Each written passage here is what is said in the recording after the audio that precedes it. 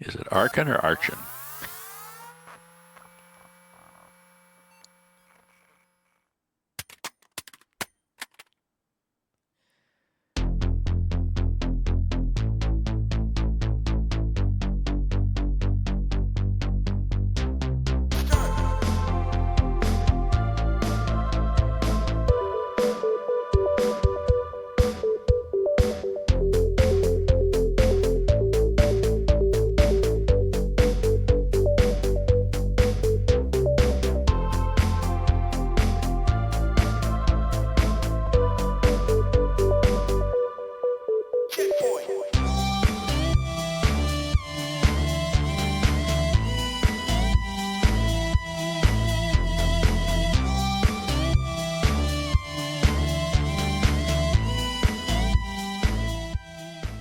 Have you ever noticed how the gaming industry waits until you're really comfortable, like settled in, controller in hand, snacks deployed, and then just reaches into your pocket?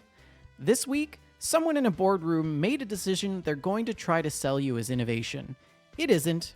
It's an old trick, what a new coat of paint and other industries have been getting away with for years, but games, the one place we go to escape the grim mathematics of late capitalism, not anymore apparently. Meanwhile, there are power grabs, surprise contenders, and one story that is going to make you deeply uncomfortable about what it means to be a gamer. Which, honestly, that's relatable. We're all just neurons doing our best in a world that keeps raising the price of fun.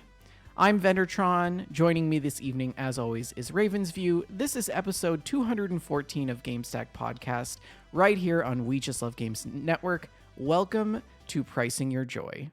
But before we get into all of that, let's hear about something that actually improves your life. If your morning coffee needs more soul, more character than your usual brew, then Oak and Crow coffee is for you. This is specialty coffee with an attitude, roasted with punk and metal energy straight out of New York's indie scene. Oak and Crow is coffee for people who actually care what's in their cup. Check them out and brew with Oak and Crow coffee at oakandcrow.com to level up your morning ritual.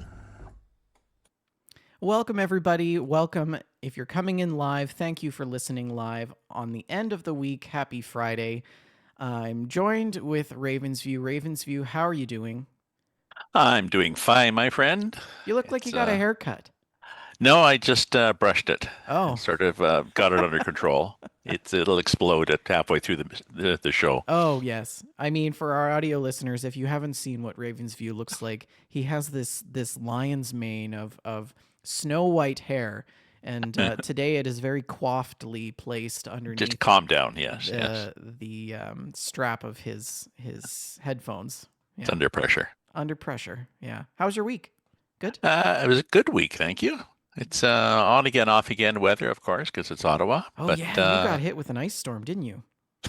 well, it was a lot worse on the weather radar because we apparently are at a nexus point for weather forecasting between Okay. the river valley and some hills and systems. They coalesce here, or they don't, and the weather forecasters, sorry, are bad. Okay. Oh. I even went to all the trouble of postponing my tooth extraction. Oh, So, geez. Well, I mean, I won't argue with you on that one. I would postpone too. Mm. Um, yeah, I don't even know how to follow that. My week has been absolutely chaotic. We are reaching a point, an inflection point, in the planning process for this huge AI symposium that I'm supposed to be planning. It's me and one other person that our leadership has just sort of given the reins to and said, "Go, do it, do the thing." And we're like, "Huh? What?" Like, we need help. This is too much. Um, and we're spending a pretty penny on the event. So we are now realizing that there are a lot of things that we probably should have done this week that won't get done until probably late next week or the following week. So, but I'm sure it'll all work out. It always ends up working out in the end, so it'll be fine. But I I, go ahead. I, Sorry. I can't help but observe that you really should have left all the planning to AI. Well, I mean, it is an AI symposium, really, Yes. right? Like, um, I'd be lying if I said that we didn't consult AI to help us with some of the planning. That's entirely accurate. But yeah, no, it's been kind of a weird week. I'm solo this week. My partner is in California at the Indian Wells tennis tournament, so I've had the house to myself for the week. But everything is covered in a very fine layer of plaster dust because we had our 1 year inspection and the builder came in and they're doing a bunch of repairs on the walls and the ceiling. We have cracks in our ceiling in our kitchen because the house is settled.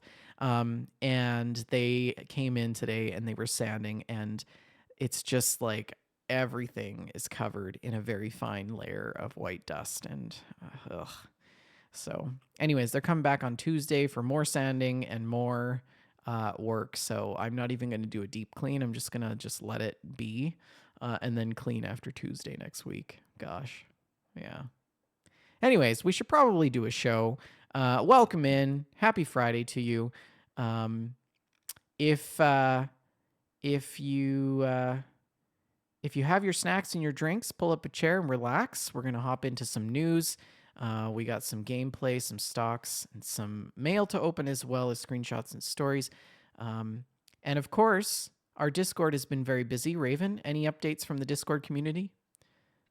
I think we had some photos on there, did we not? Oh, there's always photos in every channel. I don't know Yes, what's yes. going on And we this week. Oh, and we Jessica had Starr was planning to buy an e-scooter, and there's a long conversation in the lobby about, should I get an e-scooter or should I get an e-bike? I think she's landing on an e-bike, so it seems like a good decision. and I think we've got mail. We got some mail that we could read later, but we're not getting mail in the Discord mail chat stack, but we will find it. Yes, You there are can. other opportunities to send info at We Just Love Games. People have been sending it to vendortron1@gmail.com, which is fine. But the best way is to post it in the mail stack channel, and then people can comment on it. Mhm. But how can people access the Discord? How can they mail into the show and watch us live? We're moving towards one-stop shopping. We've got a web page, wejustlovegames.com, which is spelled wejustlovegames.com. And if you look on there, there's a link to our email. There's a link to our Discord. The Discord, you can share the Discord link with your friends, or I don't know, give it to the clerk at the grocery store, whatever you want to do. Mm-hmm. And if you go to twitch.tv/ We Just Love Games, in the About section, there's also a link to the Discord, and our web page will have a link back to the Twitch. Will be very circular. So everything is there. Everything is there. Just keep it simple. Just to keep it simple, exactly. Um, yeah, we hope that you're liking the new website. If you have some feedback for us, we'd love to hear what you think about it. We are constantly always evolving. And of course, if you are listening to the show and you're thinking about doing a podcast, or you have an existing podcast and you're interested in joining the network, we're certainly open to having conversation about that as well. But anyways, let's hop into the news with this just in.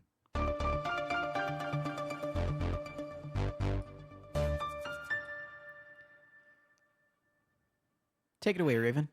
Good evening, all, and welcome to the news. Our first story is 10 ways video games have rewritten the Middle Ages. Um, when you if you're like most of our listeners, you probably didn't pay much attention to history in high school, especially medieval history. So you're probably picking up a lot of it from playing various video games like Assassin's Creed or Age of Empires and things like that. And the thing is the history that is given to you is basically shaped by what the game mechanics want. The game needs to it needs to grab the viewers. So the first thing it does is it promotes the idea that war dominates the medieval world. nothing but constant violence, and that fits in well with swords and armor and clear, very clear objectives. There's a good progression path. You can just charge along and smash and crash, and that's how the world moved on. Hmm. The next one, I just picked out 10. There was 10. I just picked out sort of five I like. The next one, history is driven by kings and great individuals, and it ignores social forces and religions and economic change, and that is just the whole game. Is you've got to be the badass, and that's you're going to change history. The next one they look at is that medieval technology in a game, and these are all simplifications, I guess, because the way the game is designed, appears to advance in a straight line. So a new, something comes out, there's a technology of steel making or farming or whatever comes out, a new one comes out, and the old one just disappears as opposed to spreading slowly. Yep. Another one is that religion, in many of them, religion is superficial. The church is either the evil and powerful or benevolent keeper of knowledge. Healers, the religion is just healers. And of course, in the Middle Ages is Europe. There was no Middle Ages apparently in Asia or Middle East in most games. So that's just some of the simplifications meaning that people then come away from the games, I guess, having learned something, but it's not necessarily that authentic. I've played a lot of, as some of you may know, I've played a lot of Assassin's Creed lately. Assassin's Creed seems to be an exception to the rule. They their rendition is not always it's authentic. It's not always Hmm. 100% accurate, but it'll be authentic. So that golden statue may be situated in the wrong temple in the village or something like this, but it's definitely, that's definitely what it would have looked like and what they would have done in that age. So um, I'm actually learning some Greek history, and I'm it's resonating with some of the things that I learned way back in high school. So that was the way we're getting reprogrammed, I guess.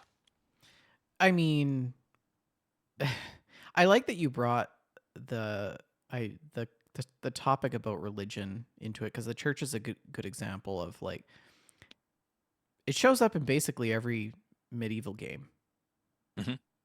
And um like, it's everywhere, but it's almost never doing what it actually did. Like, in real medieval life, the church was the organizing force for basically everything: land, law, education, politics. But in the video games where it's developed, it's a building you walk into to get health, Hmm. or pick up some sort of tome, um, or it's a sinister conspiracy that you have to try to dismantle in some way. Hmm. And I mean, look, corrupt church, evil cardinal, secret agenda. That's what we want in video games, right? Because it's Hmm.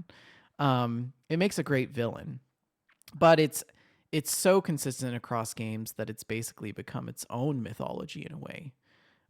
Players come away thinking that that's what actually medieval churches were like, Hmm. which I'm not sure that that's historically accurate, but I mean, a um, lot of the church had time to sit people down and teach them how to read and write, mhm, and so the church was the keeper of the knowledge and the keeper of records. So that's power. right? Like, if we think about Skyrim as a history lesson, um, if we ask someone what medieval religion looked like, and they'll probably describe something that feels vaguely Skyrim adjacent, robed figures, candlelit temples, and vague mysticism and things like that. But the fantasy version of religion and the historical version have been blended so thoroughly that separating them takes actual effort, I think. Kingdom It's Come not. Deliverance is another game that I've really wanted to play Mm. where there's elements of religion in it too. But I think the broader point of the article, like the article is good, right? What I got from it was that the core idea was around how people playing these games are sophisticated enough to filter out the fake stuff from the real stuff, but they let everything around it pass as plausible, imaginative in such a way. The mundane sort of details get sort of stuck throughout, and you kind of feel like you're learning history in a way. I, I'm not sure. I'm not sure that necessarily people are sophisticated enough in terms of their knowledge of medieval history to filter out what's real and not. Because where do they learn it? You Fair. know, That's fair. Okay, that's us old fair. farts learned it because we were sitting in. There was nothing else to do. We didn't have. We couldn't play with their phones. We had to listen to the stupid teacher. So, don't know. Yeah. We can agree to disagree there. I mean, that's no, that's a good Yeah. point, right?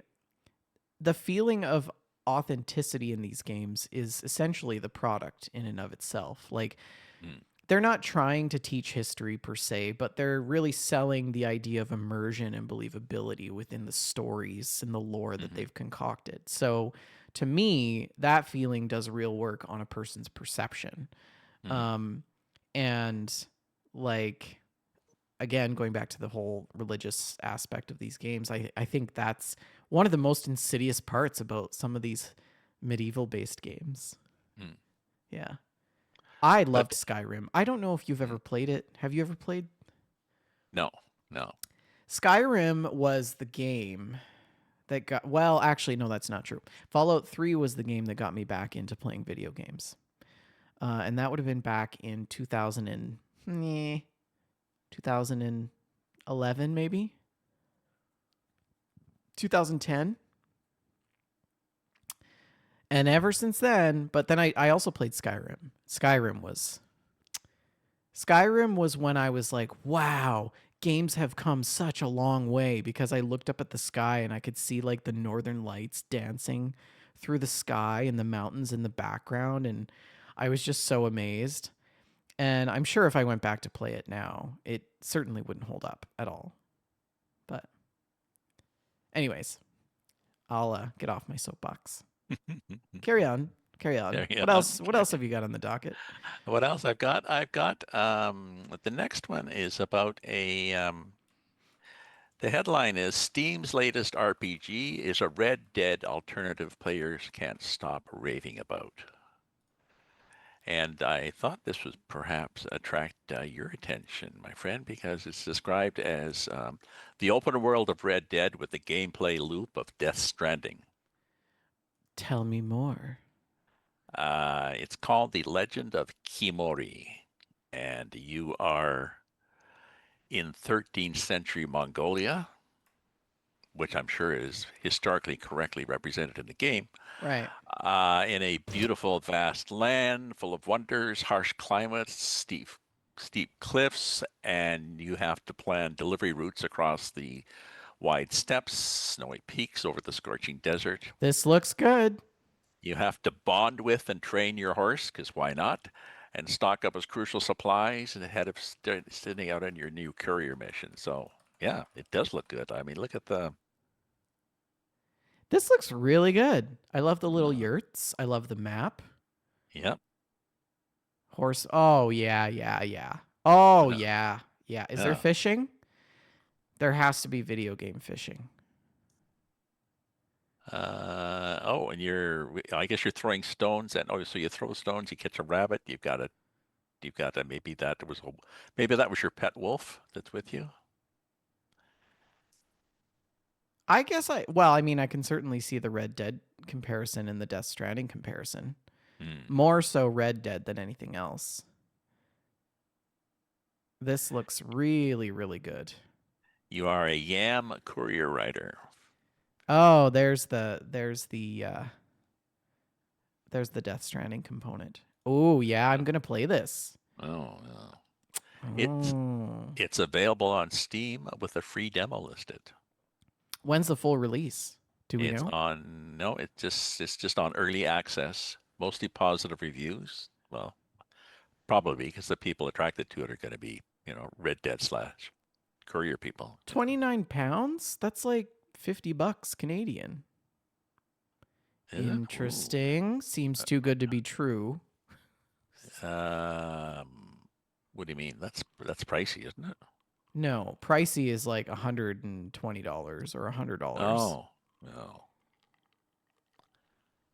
But there's a demo, so Yeah, I'm going to play the demo. I'll check it out. yeah. Spell check in the chat. Yes, also looks good. Red Dead vibes. Will pick this up. Welcome in. Yeah. Cool. What else have you got on the docket? I've got a peculiar one that actually I think you had passed my way as peculiar.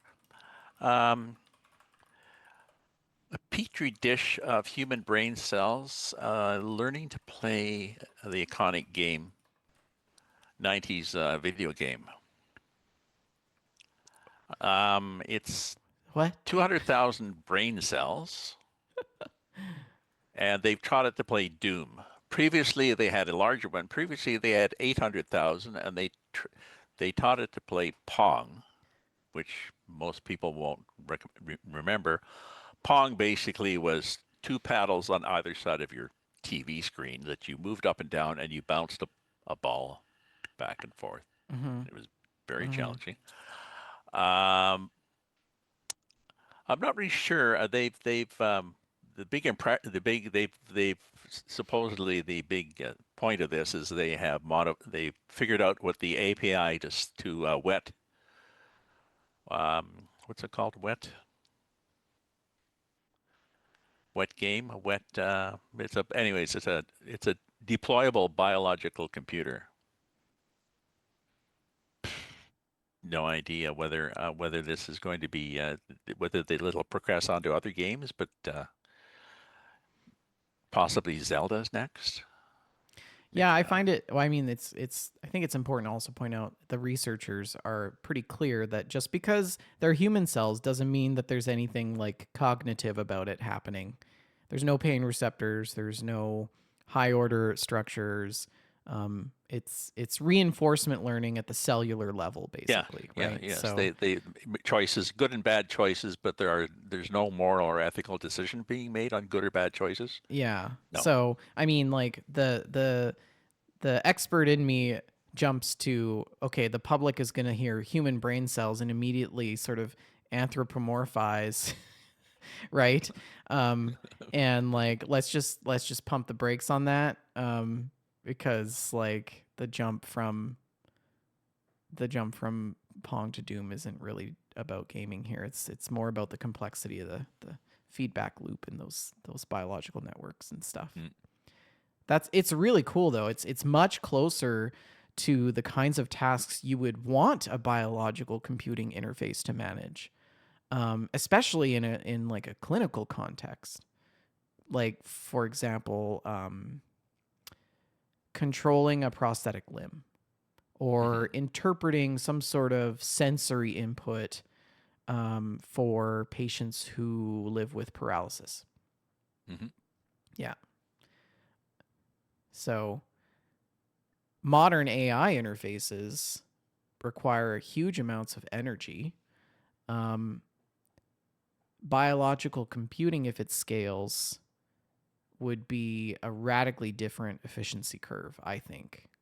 Because, like, I don't know, as somebody who thinks about population level health systems, this really matters because the cost and energy footprint of running medical AI at scale is a huge constraint on everything, economic, resourcing, etc.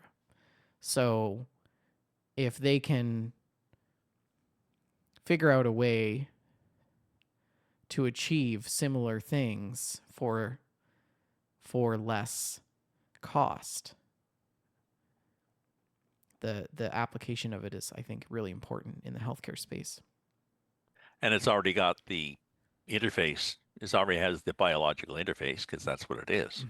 Mm-hmm. So Yeah. Like, and it's neuroprosthetics, right?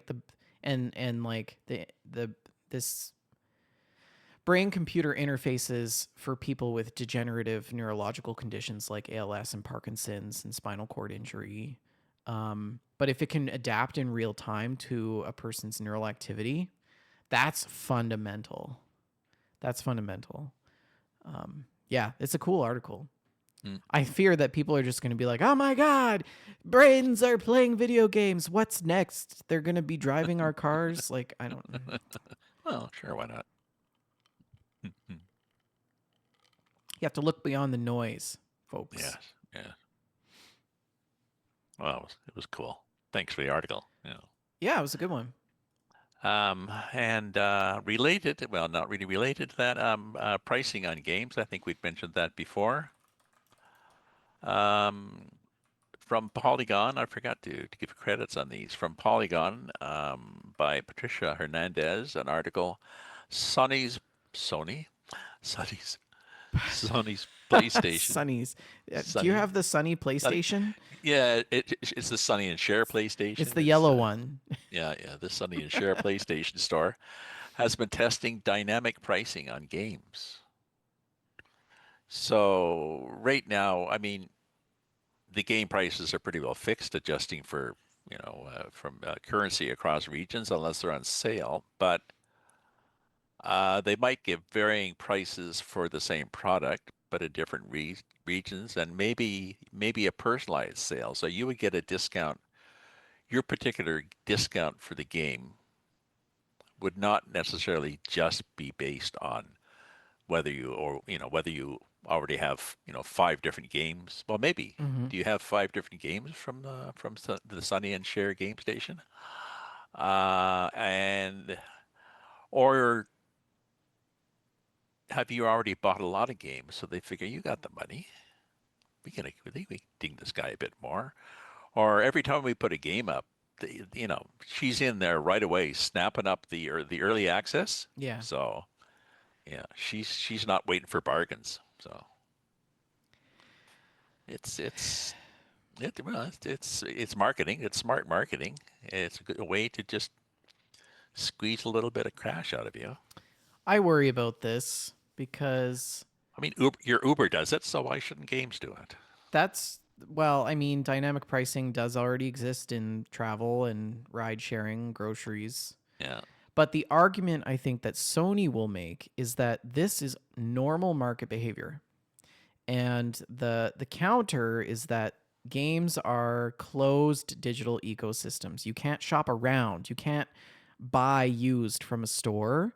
And Sony controls the whole transaction. So that's a different type of power relationship than booking a flight, right?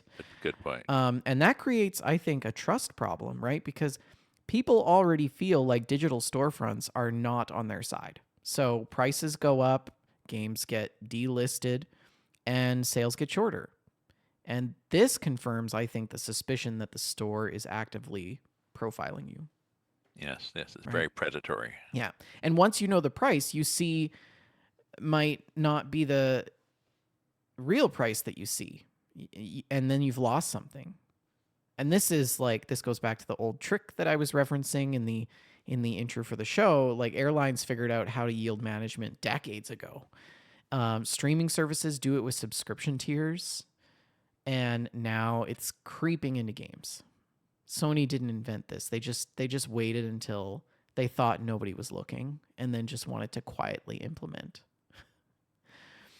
But why does streaming have to be a subscription? Why can't Amazon Prime or Netflix? Why can't they put on dynamic pricing? well, I mean, that's just it, right? Like, two people in the same city buy the same game and they pay different prices because their purchase history is price discrimination by another name, basically. Mm-hmm. And so the fact that one person got lucky and paid less doesn't necessarily make it fair. It just makes it subjective, arbitrary, confusing, competitive, Hmm. you know? And then, of course, people will always try to find a way to game the system.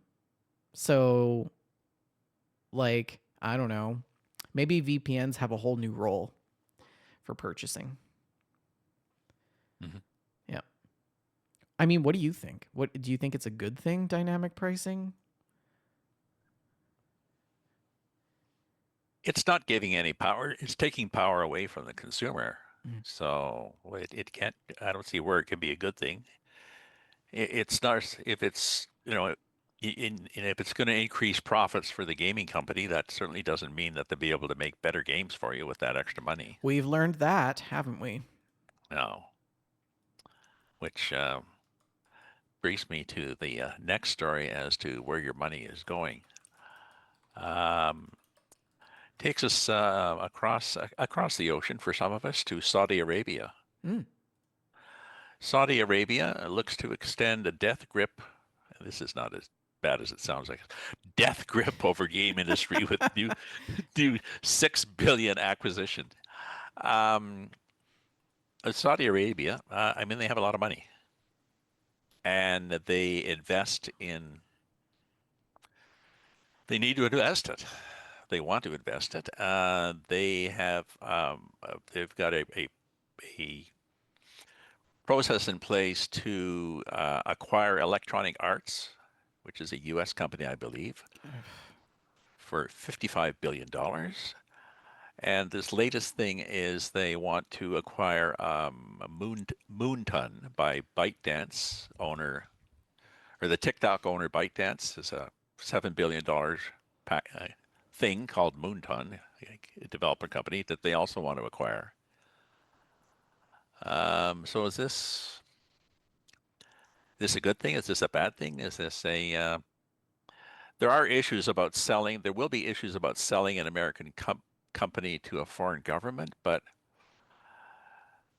a certain highly placed American government officials relative is a major owner in this Saudi Arabia company, so that may that may affect the decision. But it's when gaming companies are bought up, there's the danger, I guess, of well, like me, anything media really, of censorship or of monetization, aggressive monetization, Monopoly. monopoly. So, So, Mobile Legends sort of dominates Southeast Asia in a way mhm, that Western audiences don't really fully appreciate, I think. The M7 World Championship that was held in January had like over 5 million concurrent viewership, which is the highest ever for a mobile esports event. So mhm, it makes sense to me that Saudi Arabia wants to sort of own the global esports space, because this is sort of like Moonton is sort of like the crown jewel yeah, of yeah, mobile yeah, esports now. yeah. Um, so, but like, why is ByteDance exiting? Right, like because they bought Moonton in 2021 for like 4 billion, and they tried to build it into a gaming empire. And then shut the whole division down in 2023 and laid off thousands of people. And they're now selling the one asset that actually worked, right? And they're refocusing on AI and TikTok. So games, in my opinion, for that was really just a detour to get to that point. And I think the thing that nobody wants to talk about out loud is that Saudi Arabia's human rights record is real and documented. And sports washing through gaming is like a deliberate strategy, I think. Mhm. It's the same playbook as what we've seen with like Premier League Newcastle deals. The question of whether the industry is comfortable being that vehicle, I think, is something that everybody should be asking. Mhm. But that one country's sovereign wealth fund is quietly assembling a very controlling position globally, not just in the gaming industry, but in sports, period. Like they just bought the WTA, the World Tennis Association. They now own Indian Wells, where my partner is. Well, I know it's Larry Ellison owns Indian Wells still, but I think they wanted to bid to buy it or something. I don't know. They're buying everything, and it's not a good thing. I don't know. That's how I feel about it. Oh, I try to always finish on a nice negative on note. a high note. Let's go into the stocks. Yeah. Lord. All right, so Sony near its 52-week low, reverse course on PC ports, keeping PlayStation exclusive console only. The buyback expansion is a mild bright spot for the company. Analysis sees about a $30 to $34 upside. They closed out at $21.58, up 23 cents. Microsoft off its 555 but still $3 trillion giant. Strong second quarter revenue up 17%, and cloud crossed 50 billion. But it's really sort of hinged on Project Helix. Xbox inching closer there. They closed that at 401.86, up $9.12. Nintendo's still a third below its high at 1.9 billion share sale by Kyoto Bank spooked markets this week. Switch 2 is the catalyst here for its growth. Pokemon Champions arrives in April 2026, so there's some hype around that as well. They closed out $2.38 higher at $16. Take-Two Interactive closed out at $209.11, down $2.44. They're sitting in the low 200s versus a $265 high, and the entire bull case is GTA 6 shipping. And so there's that. EA, surprisingly close to its all-time high. The antitrust cleared on their merger deal, and Battlefield 6 hype is still doing its work, holding them out at $200.57. That is $2.57 higher than the previous week we recorded. Tencent, they are again still the world's largest game publisher, with WeChat's 1.3 billion users as its backbone.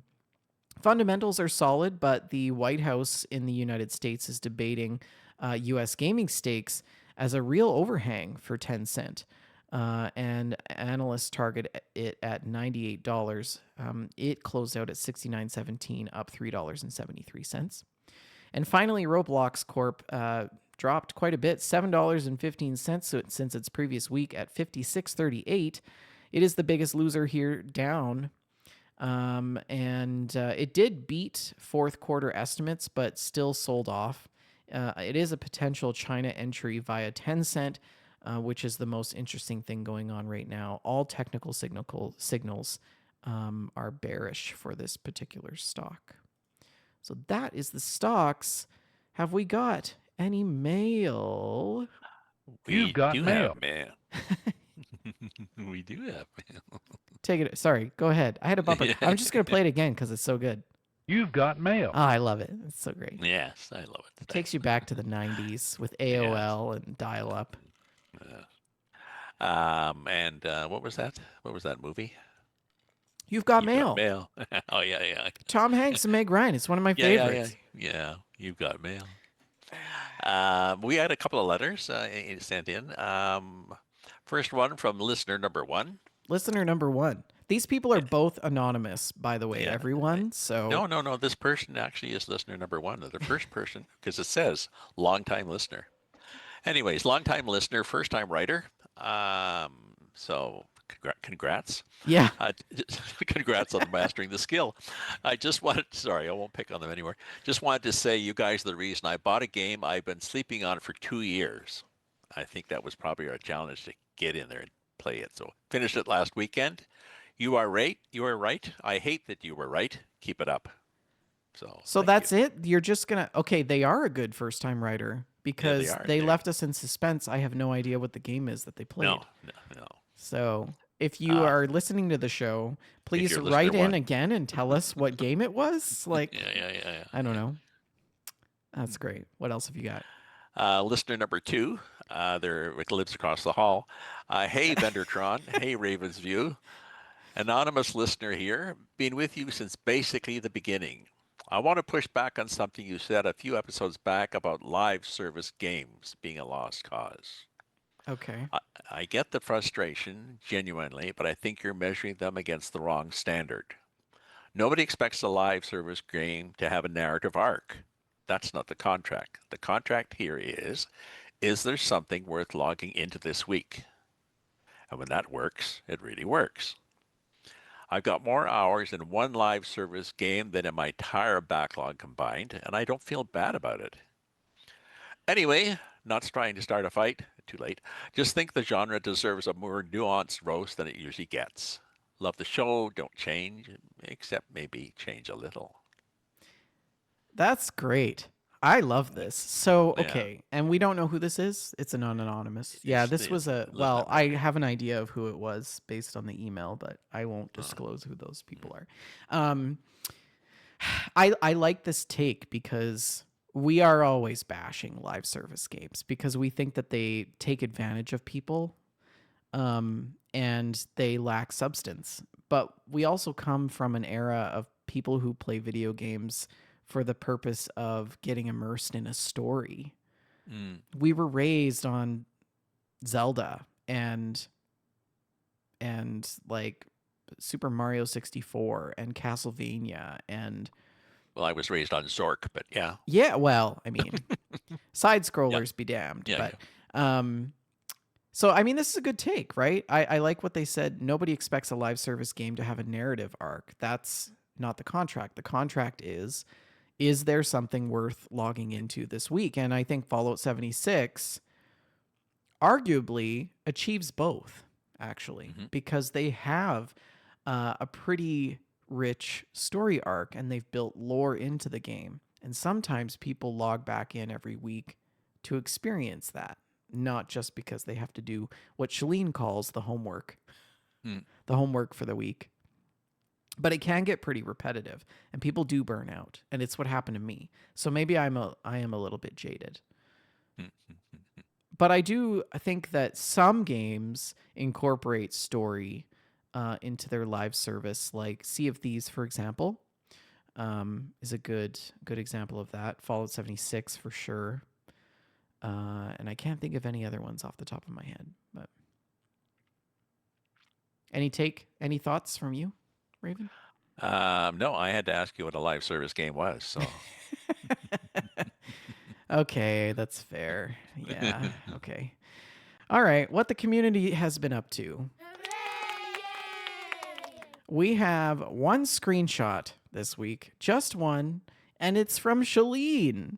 She says Pikachu makes the saddest little face when you defeat them in Dynamax battle. And she has this Pokemon. I don't know what Pokemon this is. If anybody knows, tell us. But it's a giant Pikachu, and he's very sad. He has a jaw dropped, and he's got red smoke clouds floating around above his head, like he's a little bit distraught. So I do enjoy that. Thank you, Shalene. How can people send screenshots in, Raven? again go to our Discord, links scattered around the universe, and just put them on our game site. We put them on our screenshots channel Mm-hmm. on the Discord, and leave a little, give us a little note too as to what the screenshot is of, because we can't always guess. So please share them there. Yeah.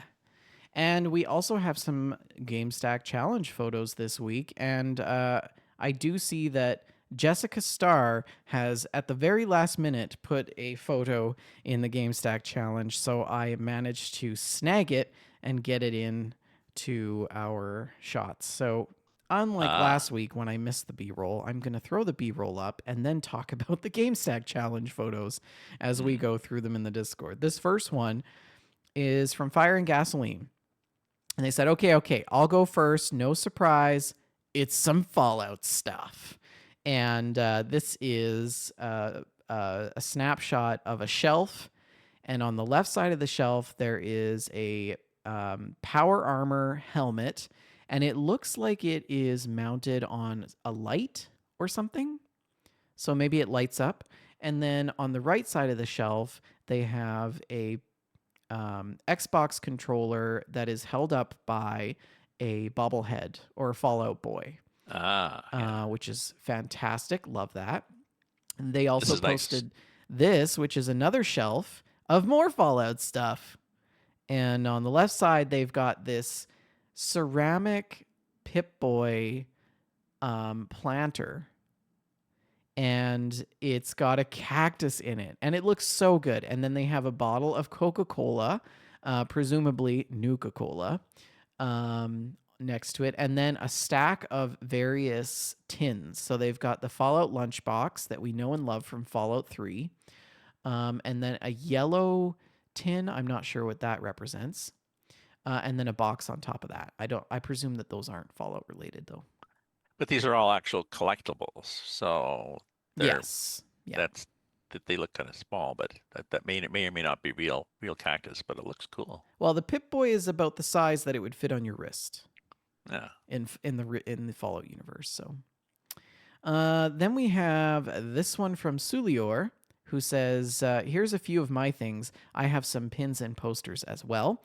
And they posted this shot of a bunch of Funko Pops that they have in a room in presumably their bedroom or gaming room in their house.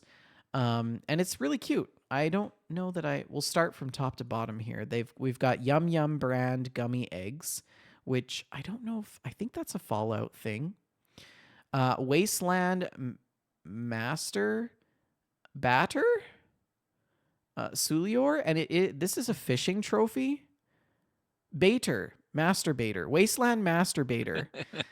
Took me a while to get that. Sorry, maybe if I zoomed in a little bit more. Wasteland Masturbator, Sulior. I love that. So he presumably won this award for fishing in Fallout, I think. Wow. Like, this is impressive. Like, there's several shelves. Yes. And there's a whole bunch of them on. Uh-huh. They're on the walls. They're on little shelves that have been built on the wall for these characters. Who is this Funko Pop with the porn stash and the accordion up at the top here? Oh, yeah. I love that. He's got the Nuka cap guy up there. I see him. And then there's a tin of caps. That's also from Fallout. An Elder Scrolls book. Some sort of Batman Funko Pop. And then I see something from X-Men. A couple X-Men Funko Pops. The Mysterious Stranger and the Mole Man.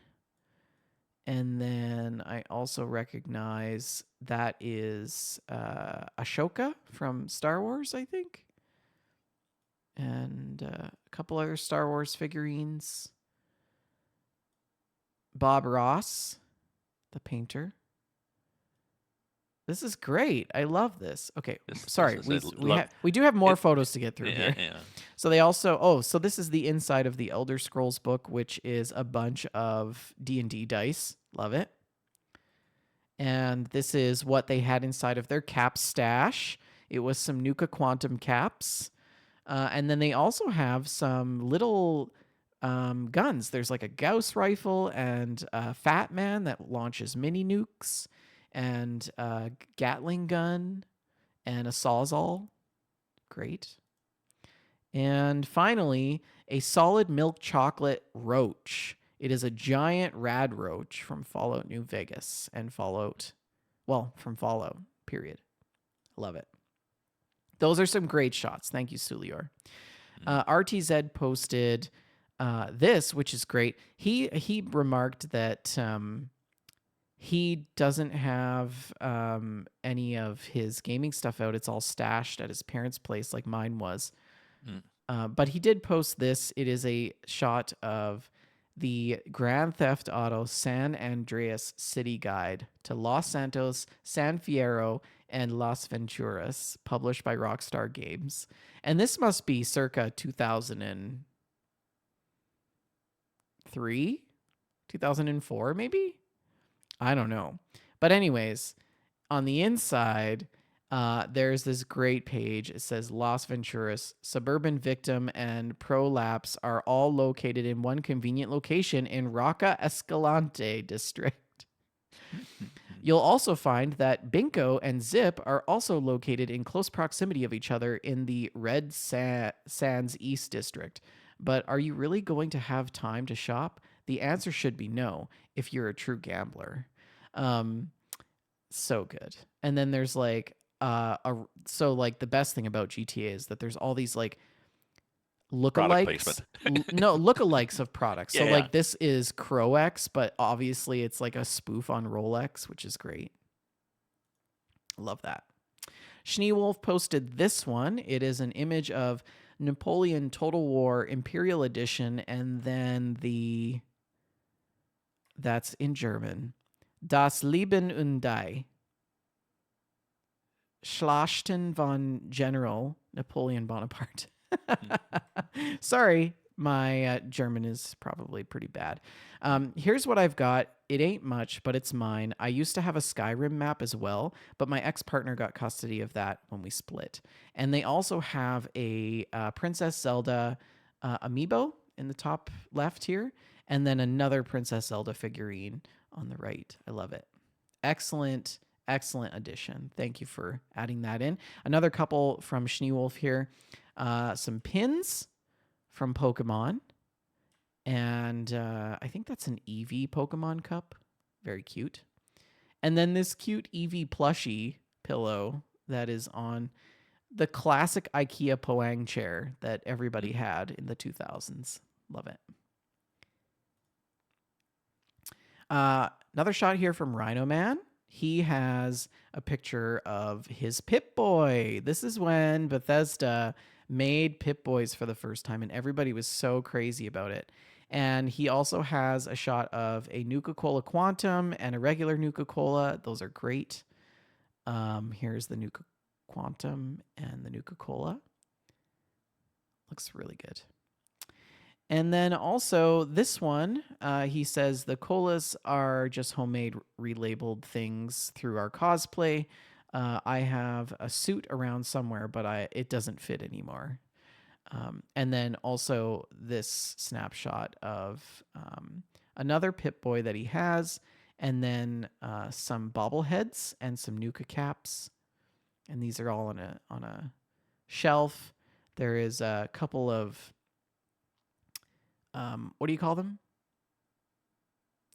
Coasters. Oh yeah. This one Right. says tunnel snakes on it, and there's another one of a vault door, and then there's a little can of Mentats. I love it. And then a stim pack. This is great. This is so good. This is actually Jessica Starr's picture. Sorry, I should correct myself here. She says grabbing a quick pic. Actually, I took one of my Pip-Boy shelves a couple weeks ago. If I didn't share here, that'll do. And so this is her, and she has she also has the Red Rocket gas station, the Lego version, in the background there, which looks really cool. This was a really good entry. I wish that I had all of my stuff. I do have some Fallout things, which I will show you live right now, but they were also part of my previous challenge. So I have the Vendertron here. Mhm. Don't know if you can see him there. And he's really cool. Jess sent me this. And it's very special because Vendertron is my internet persona. So that is special. And then I have another thing here.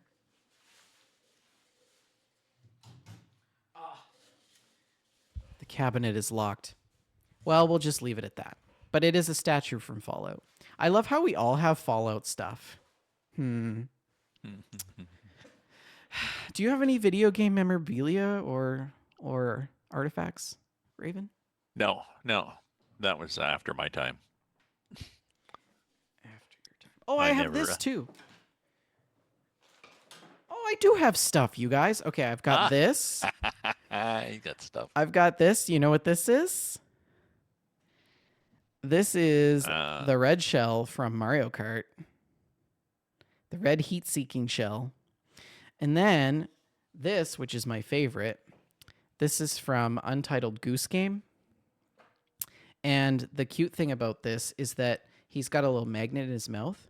So he holds. Oh, that's not gonna work. Oh.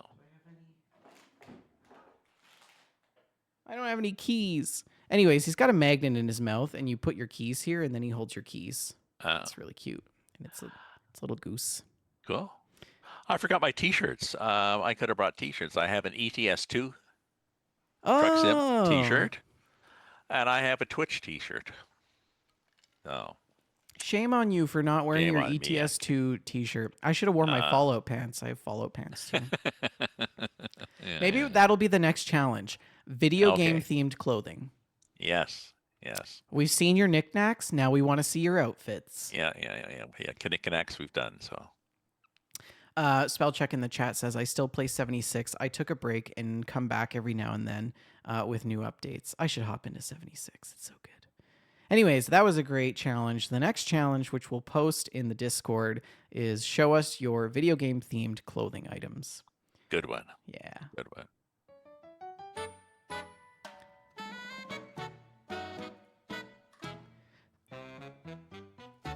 So what have you been up to in the video game space? I have been up to, as one might guess, mostly I did some Assassin's Creed just to revive my historical learning of Greek mythology, and it is quite. They do make an effort through the discovery mode to actually teach you history, some Greek history. But my Railroader, I figured out how to add in mods. There's a couple of programs that people have written basically that just sort of copy them over a little script and stuff them into the games. But one of the suppliers, one of the main programs, is no longer available because apparently the developer, he got into an argument or maybe a hissy fit with mostly his U.S. viewers, followers, arguing with them about politics, and somebody canceled somebody, and somebody basically, I think he got thrown out of the Discord, and then he put up a fence so that American people couldn't access his mods, and then they're all down, and it was, geez, we don't need this drama. Wow. I went into the support group and somebody said, "Yeah, here's the file. We've got copies of his files, his 2 files that he." So here's the script that he had. So here's the script. Just run the script. So I did that, and I was able to load in. It worked fine. I loaded in some maps, but Okay, and so like, tell me more. Like, how is it? how are the mods? Yeah. The mods are quite good. They are they add. There's one that adds a limestone.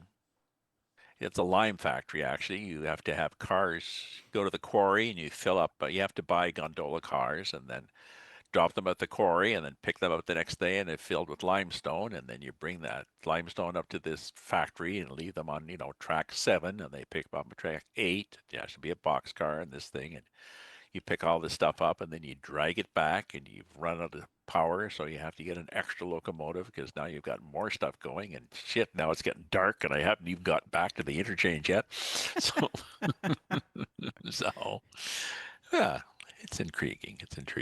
We didn't actually get around to doing. Did we do a haul on Sunday? I don't remember. No, I don't think we did a haul this past weekend. No. We're gonna have to do one this weekend.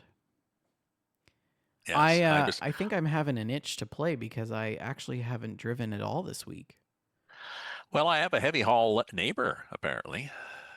A new guy moved in just down the hall from me, and he did and hopes to do again heavy hauls for just he drives a big truck driving around equipment for some boiler maker water purification company or something like this. So he just takes their stuff from A to B. But he lost his right leg below the knee due to cancer. Oh no. So just a few months ago, so he's moved into just moved into the building because he needed better access. Yeah. So I did mention that I said, oh, I have a friend that I do Saturday mornings we do a convoy and a coffee. So he liked that. Oh, is he a gamer or? Don't know, don't know if he's a Okay. gamer. Okay. Seemed like a nice guy, but he's hoping to get back into. I guess you could. I mean, he's hoping to get an artificial leg, but you can. Nothing stopping you from driving a truck. Yeah, no. He's got his right leg is gone, but you don't really need your left leg for clutch that much in a truck. Yeah. Well, I mean, most of the trucks nowadays are automatic, are they Or they're not? automatic anyway, Yeah, so yeah. yeah. So don't know. No, I know. I guess the problem would be, I mean, I guess his problem is he probably has to clamber all over the flatbed, chaining down the load. That's going to be a pain in the ass. Yeah, yeah, getting around, yeah. Yeah, Yeah, climbing and but stuff. Yeah, that's challenging. Well, I've been playing some Zelda Tears of the Kingdom, so I haven't been playing any truck sim this week. Um, I actually haven't really been playing any PC games this week at all. I finished book 2 of Patricia Highsmith's 5-book set of the Ripley novels. So, and it left me on a cliffhanger. It was one of those books that just left you hanging, and I was like, "Oh my god!" Um, so I am on the 3rd book now. I just started it. I'm only on the 2nd chapter, but now I'll have something to read while I'm in Montreal, maybe. And yeah, so I've been playing Zelda Tears of the Kingdom, and it's been really good. I am trying to avoid finishing the main storyline, and I'm doing a lot of the side quests and stuff. But yeah, there's Zelda. What is his name? The guy who collects the babools in Zelda Tears of the Kingdom.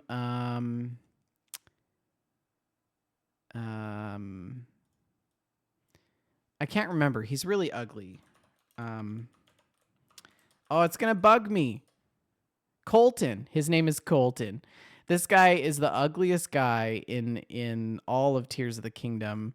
I'm gonna show you guys what he looks like here. This is Colton. He's so ugly. Look at him. He's so ugly. well, lovable.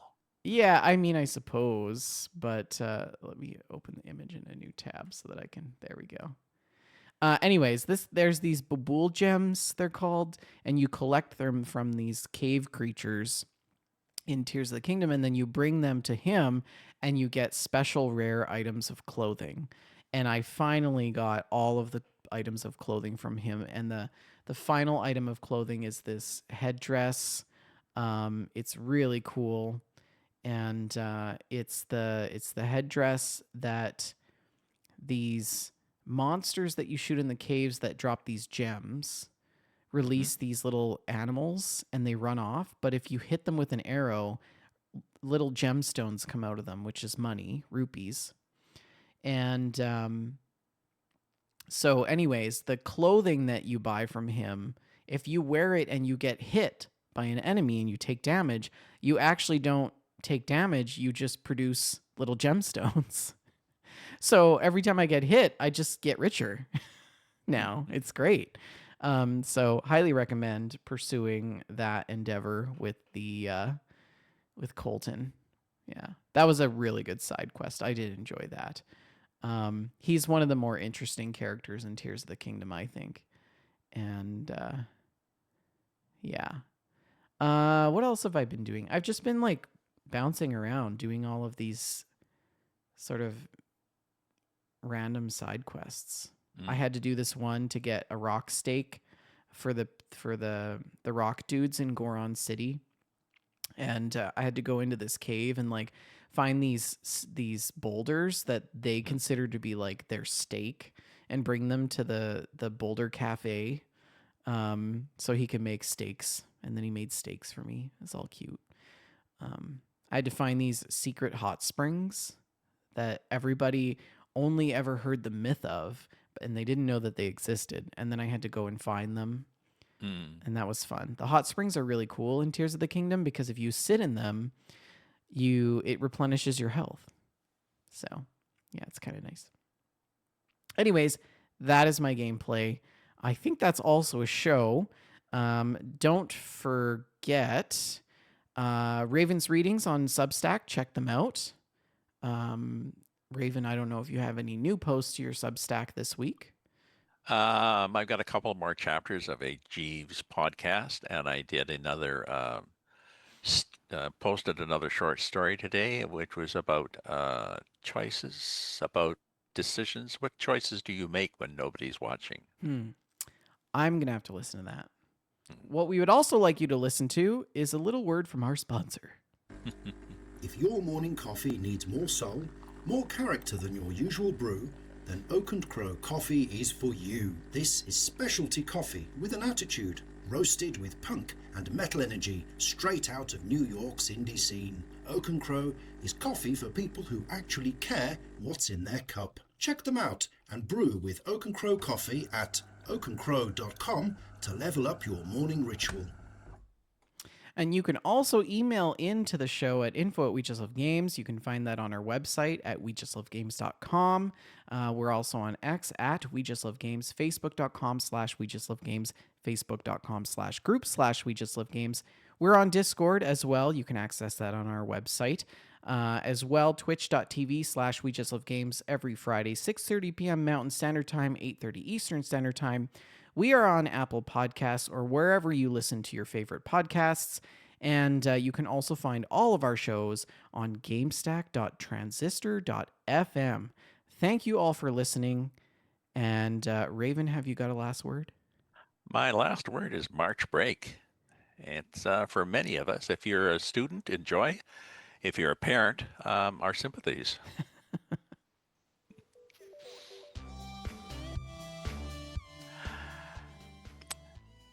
And I'll run through the credits for you of our role. Thank you very much for watching. It's hosted by Viddertron, Ravensview, and Shalene. Our music is by Rick Mavic and Shalene. Art is by Vendertron. Community support, Joseph, I'm going to get it wrong, Tao. In studio producer, Arkin1123. Thank you and good night.